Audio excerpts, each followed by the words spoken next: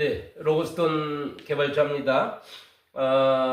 지난 시간에 이어서 그 보강토의 이제 붕괴 문제, 또 하자 문제 이런 문제가 기초에서부터 이제 잘못되기 때문에 기초 부분에 한번 또 기술적인 문제가 또 있어서 그걸 더 짚고 넘어가는 시간으로 하겠습니다. 이제 지난 시간에도 이제 말씀을 드렸다시피 레벨 구간, 직선 구간에서 이제 변곡점을 지나서 이제 사면으로 올라가는 것이 항상 보강토 공사죠. 그러니까 임야를 개발하게 되면 또 이제 전에서 또 임야하고 차이가 이제 사면이 시작되는 부분들이 경계이기 때문에 거의 다 산을 개발하고 보강토를 쌓으려고 하면 바로 직선 구간에서 사면군으로 가는 것이 급경사가 이루어지는 경우가 좀 많죠. 그래서 그 부분에 이제 제일 붕괴가 많은 것이고, 전체 보강토의 한 90%는 그 변곡점 구간이라든가 사면이 시작되는 그 구간에서 이제 붕괴가 이루어지게 되고, 또 그 구간에 이제 문제가 밑에 부지에서 이제 다른 또 허가에 의해서 이제 개발함으로 인해서 터파기로 인해서 그분이 노출된다든가 아니면 이제 전원 택지 같은 거를 만드시는데 레벨기 없는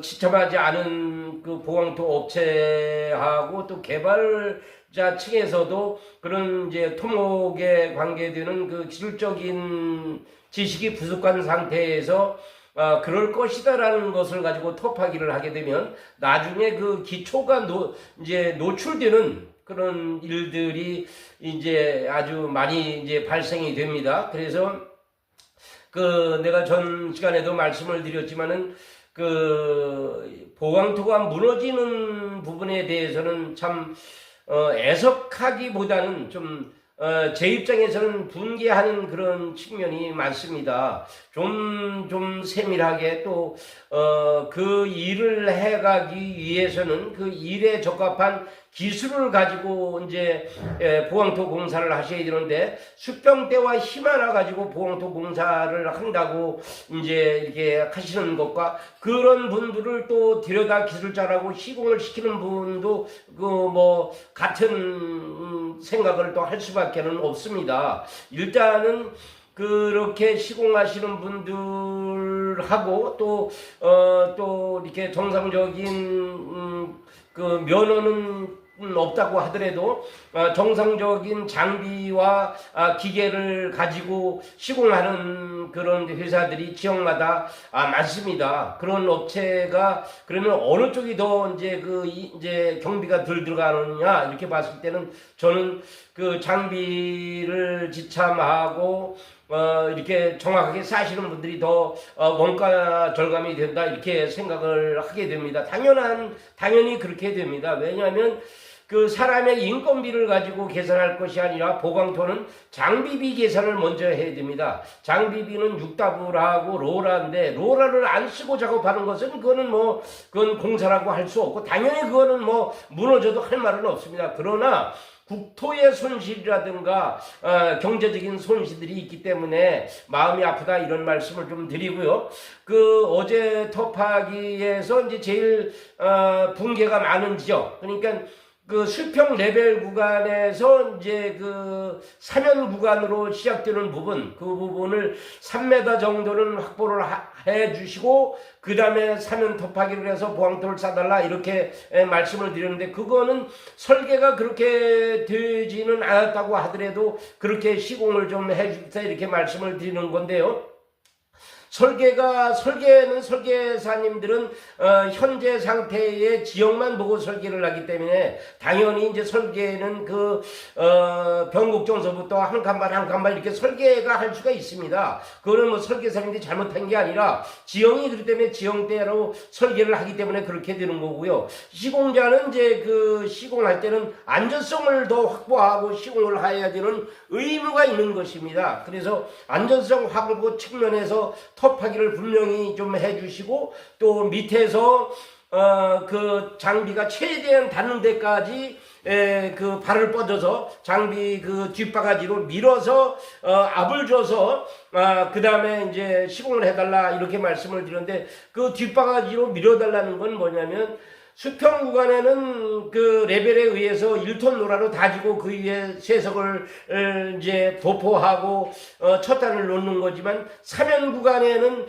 노라를 댈 수 없는 구간이기 때문에 포크레인 바가지로 다짐 밀도가 최대한 다져진 상태에서 공사를 하게끔 하기 위해서 뒤 바가지로 좀 다짐을 하라 이렇게 말씀을 드렸던 거고요. 그러면 위에 상부에 안 닿는 부분은 어떻게 하냐 그러면, 보강토 옹벽은 계속 올라가기 때문에 위에 상부에서 반대로 서서, 장비가 반대로 서서 이제 터파기를 하시고요. 그때는 장비 기사님은 꼭 이제 그 일하는 분들을 불러서 나 이렇게 터파기 한다, 돌이 나온다든가 흙이 굴러가면 삽으로 퍼내라 이렇게 이제 말씀을 하시고, 당연히 그쪽에 터파기 할 때는 기술자분들은 장비 삽을 갖고 와서 장비가 하는 일에 도움이 되셔야 되고, 흙이 만약에 그 기초 터파기 하는 데 들어가서 이제 또 그 위에 바로 또 골재를 포설하면 그건 또 이렇게 또 무너지는 겁니다. 그러면 그런 공사를 잘해야 기술자입니다. 설계가 한 칸반 돼 있다고 설계도에 맞춰서 시공하시면 안 되는 거고, 올라가다가 안반이 있다 그러면 보강토 반 잘라가지고 시공하면 안 되는 겁니다. 그럼 한 칸반을 유지하기 위해서는 미리 한 칸을 빼시면 되고, 그 위에 포설을 해서 아니면 그 위에 안전장치를 해서, 안전장치는 여러 가지가 있으니까요. 안 되면 여러 가지 이제 그리드를 잘라서 한다든가, 골재가 쇠고리들이 안 닿게 보안장치를 한다든가, 이렇게 해서 올라가는 것이 보강토 기술자들이 하는 공사입니다. 그 사면 공사는 여러분들이 제일 중요하게 생각을 하시고 공사를 하셔야 된다. 변곡점에 조심을 해야 된다. 다짐도 조심을 해야 된다. 또 다짐 시간엔 다짐에 다짐 말씀을 또 드리겠지만, 또 부침의 시간에 다짐 시간에 부침의 말씀도 드리겠지만, 또 이어서 또 말씀드릴 것은 뭐냐면, 이제 그 배면토, 그러니까 이제 보강토를 쌓기 위해서 보강토의 길이만큼 터파기를 해놨는데, 터파기 부분에서 물이 이제 흐른다든가 분출한다든가, 만약에 여름에 같으면 흐른다 해서 비 우수기에는 흐른다 해가지고 그렇게 이제 문제를 삼지는 못하겠지만, 만약에 그것도 땅의 분석을 좀 해봐야 되겠죠. 어떤 식의 분출이 나오는지 손으로도 긁어봐야 되고. 그런데 늦가을이라든가 겨울에 이런 봄에 이제 분출수가 나오면, 그건 여름에는 이제 많은 양이 분출수가 쏟아진다고 생각을 해야 되거든요. 근데 그 분출수가 발견이 되면 분출수 발견된 것을 바로 소장님한테 보고해야 돼요. 또 감리한테 보고가 돼가지고 이렇게 도로가 지나간다든가, 이게 이제 산업단지라든가 건물이라든가 했을 때 이렇게 이제 보강토를 싼다고 하면, 이 짝에서 이제 그 배면토에서 물이 났을 때 이렇게 이 짝에를 이렇게 유공간을 이제 세워야죠. 여기도 세워서 이거는 이제 토목 부직포로 말아서 여기를 이제 그 부직포로 막고 여기도 막고 해가지고 이렇게 빼내야죠. 이렇게 빼내서 이제 이렇게 보강토 기초가 이렇게 지나가서 물이 보강토 기초 바깥으로 빠져나갈 수 있도록 이런 공사를 해주셔야 기술자가 하는 일입니다.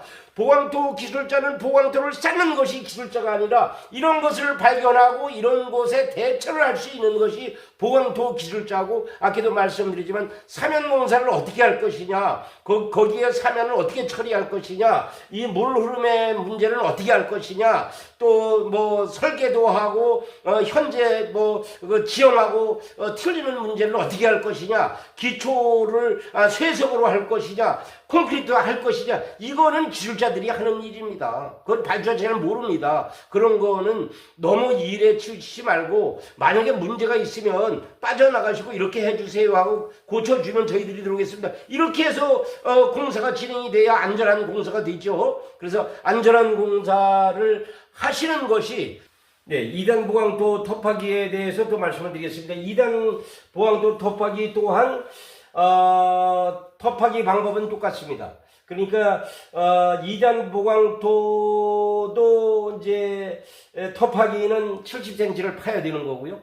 또 성토 집안에는 최소 기초보다는 콘크리트 기초가 안전하다고 이렇게 볼 수 있습니다. 그러니까 성토 집안에는 다짐 밀도가 아무리 다짐을 잘했다고 하더라도 이제 보강토에서 2m 뒤에 보강토를 샀기 때문에 보강토 뒤에 그 길이가 대개 한 1m 정도는 보강토 50cm, 뭐 골재층 50cm, 그리고 10톤 로라가 1m, 그러니까 보강토로부터 1m는 10톤 로라가 타지를 못하기 때문에 그 안전성을 확보하기가 좀 어려운 여건의 기초 집안입니다. 거기다가 이제 이제 보강토 기초를 해야 되기 때문에 그것은 기초 콘크리트가 맞다. 모든 성토 집안에는 다짐 밀도를 예측할 수가 없어요. 밑에 이제 안반이 있을 수가 있고 또 배수관이 지나갈 수 있고 밑에 부분에 여러 가지 구조물이 있을 것을 감안해서라도 그 성토 집안이나 2단 보강토는 기초 덮하기를 70cm를 똑같이 해서 기초 콘크리트를 하고 옹벽을 쌓는 것이 맞습니다. 이쪽에 또 이제 사면이 되겠는데, 사면 쪽에도 이제 같은 라인에 기초 톱하기를 하면서 이제 1단하고 똑같은 방법의 사면도 이쪽에서 이제 이제 바가지로 톱하기를 또 해야 되는 거고 똑같습니다. 양쪽이 똑같고, 문제는 이 부분인데요. 그러니까 이 부분에 보강토가 이제 이렇게 쌓여 있다면 이쪽에서 이짝의 기초 콘크리트 부분에서 이 부분으로 이 골재층, 그러니까 뒤 앞에 보강토 골재층까지 물 흐름의 통로를 만들어 줘야 됩니다. 여기 또한 물 흐름의 통로를 만들어 주는데, 요거는 한 20m의 한 곳씩 이게 통로를 좀 만들어 줬으면 좋겠고요. 만약에 이쪽에 기초 이 기간이 이제 계곡으로 되어 있다든가 물이 여름에 많이 흐를 것 같으면 이 부분에 이쪽에서 이렇게 노출을 시켜서 기초에 물이 이쪽으로 빠게 한다든가, 그거는 이제 잘 판단을 해서 물 관리를 하셔야 될 것 같고, 이쪽에서도 이게 남의 땅이기 때문에 또 이렇게 남의 땅에 물이 흘러서는 되지 않을 거고, 이쪽 부분에 이제 공사가 끝난 데는 압성토를 잘해서 이쪽 물이 이 보강토 2단 쪽으로 물이 침투하지 못하도록 이렇게 막아주는 것도 이제 지금 2단 보강토 첫 단 쌓고 1단의 첫 단에 이제 정리하듯이 2단 보강토에도 앞에 정리를 하고 이제 보강토를 사신다, 이렇게 생각을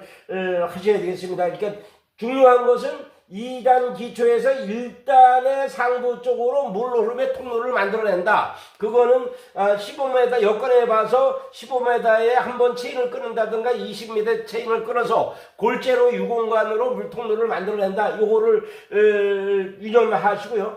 하여튼 여러 가지로 기초 톱하기에 대해서 상세하게 말씀을 드렸다고 할 수가 있겠는데요. 혹시 또 제가 놓친 부분이 있다면 또 참고해서 제가 말씀드리는 것이 여러분들 보강토 사시는데 도움이 됐으면 하는 간절한 마음으로 말씀을 드렸습니다. 감사합니다.